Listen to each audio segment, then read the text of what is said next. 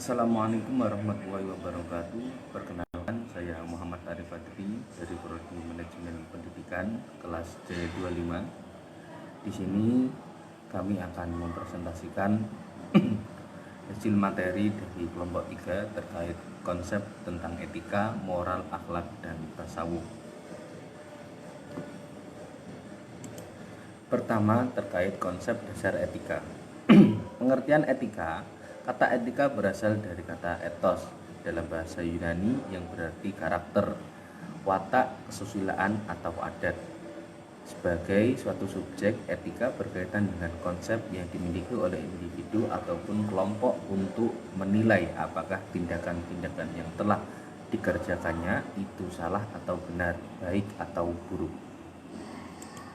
Kemudian konsep dasar etika. Konsep dasar etika, poin yang pertama, selintas sejarah etika di Yunani.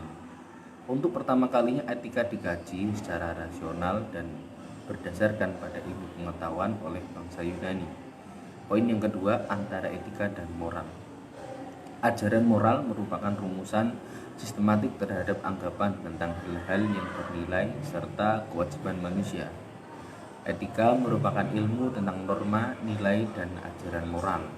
Ketiga, pendasaran konseptual etika dan moral. Dapat dikatakan bahwa perbedaan makna antara moral, sopan santun, dan etika dengan moral memiliki makna secara berperilaku. Kemudian poin yang keempat, tujuan moralitas bagi manusia. Moralitas ditentukan oleh kesesuaiannya dengan alam realitas yang berada di sekitarnya. Disinilah letak pentingnya sikap kemandirian dalam pencarian nilai-nilai moral. Kemudian hubungan nilai, norma, dan sanksi. Yang pertama, kajian nilai dan etika. Yang kedua, nilai dan keberadaannya. Yang ketiga, dilema nilai moral. Keempat, penumbuh kembangan nilai moral secara rasional. Yang kelima, nilai dan fungsional etika dan moral. Keenam, nilai moral dan sanksi. Selanjutnya, nilai dalam kode etika profesi. Poin A, eksistensialitas nilai dalam kehidupan. Poin B, problem moral dan profesi manusia. Poin C, pengertian proses. D, dinamika perkembangan kode etik. E, profesionalisme sebuah tuntutan. F, profesi, kode etik, dan profesionalisme. G, profesionalisme kerja. H, dasar legitimasi profesi. I, tanggung jawab simbol kebebasan. Selanjutnya, konsep moral. Pertama, terkait pengertian moral. Secara etimologis, istilah moral berasal dari bahasa Latin mos atau mores yang berarti adat atau kebiasaan. Dalam konteks filsafat dan pendidikan, moral berkaitan dengan ajaran mengenai perilaku yang baik dan buruk sesuai dengan norma yang berlaku dalam masyarakat. Konsep moral.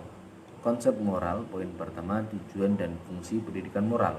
Tujuan utama pendidikan moral menurut Darmandi adalah membentuk manusia yang berkarakter dan bermartabat. Kemudian, ruang lingkup moral dasar. Nilai moral, norma moral, kehendak moral, tanggung jawab moral. Prinsip-prinsip moral dasar. Keadilan, kebijakan, tanggung jawab, dan kebebasan moral. Pendidikan moral dan konteks sosial dan nasional. Menurut Hamid Darmadi, pendidikan moral di Indonesia harus berakar pada nilai-nilai luhur bangsa seperti terkandung dalam Pancasila. Kemudian, tantangan moral di era modern. Dalam era globalisasi dan kemajuan teknologi, pendidikan moral menghadapi tantangan besar. Nilai-nilai tradisional sering berbenturan dengan budaya instan dan materialisme modern. Kemudian, implementasi moral dalam pendidikan agama Islam. Implementasi nilai-nilai moral dalam pendidikan Islam dilakukan melalui integrasi antara pembelajaran agama, pembinaan karakter, dan keteladanan guru. Kemudian konsep akhlak, pengertian akhlak. Kata akhlak, khuluq, berasal dari bahasa Arab, berbentuk jamak dari kata khulq atau khuluq yang secara bahasa berarti perangai, tabiat, kebiasaan, tingkah laku atau budi pekerti. Secara istilah terminologi, pengertian akhlak merujuk pada suatu keadaan atau sifat yang tertanam kuat dalam jiwa manusia. Hakikat akhlak terletak pada keadaan jiwa, kondisi batin yang menjadi sumber motivasi dan penggerak bagi perbuatan lahiriah. Kemudian perbedaan akhlak berdasarkan sumber nilai, sifat, dan objek bahasa. Kemudian kedudukan dan sumber akhlak. Poin A, kedudukan akhlak dalam ajaran agama Islam. 1. Sebagai penyempurna agama. 2. Buah dari akidah dan syariah. 3. Penentu beratnya timbangan. Kemudian B, sumber-sumber akhlak. Yang pertama Al-Quran, yang kedua As-Sunnah atau hadis. Kemudian konsep tasawuf. Konsep tasawuf adalah tentang meningkatkan diri kepada Allah melalui penggabungan antara syariat dan hakikat spiritualitas dengan tujuan mencapai kebahagiaan dunia dan akhirat. Di sini ada beberapa poin. Yang pertama hakikat tasawuf, landasan tasawuf, tahap dalam tasawuf, nilai pokok tasawuf, kemudian terakhir tasawuf dalam kehidupan. Sekian, terima kasih video dari kami.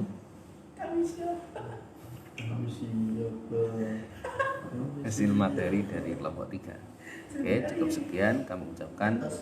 Assalamualaikum warahmatullahi wabarakatuh.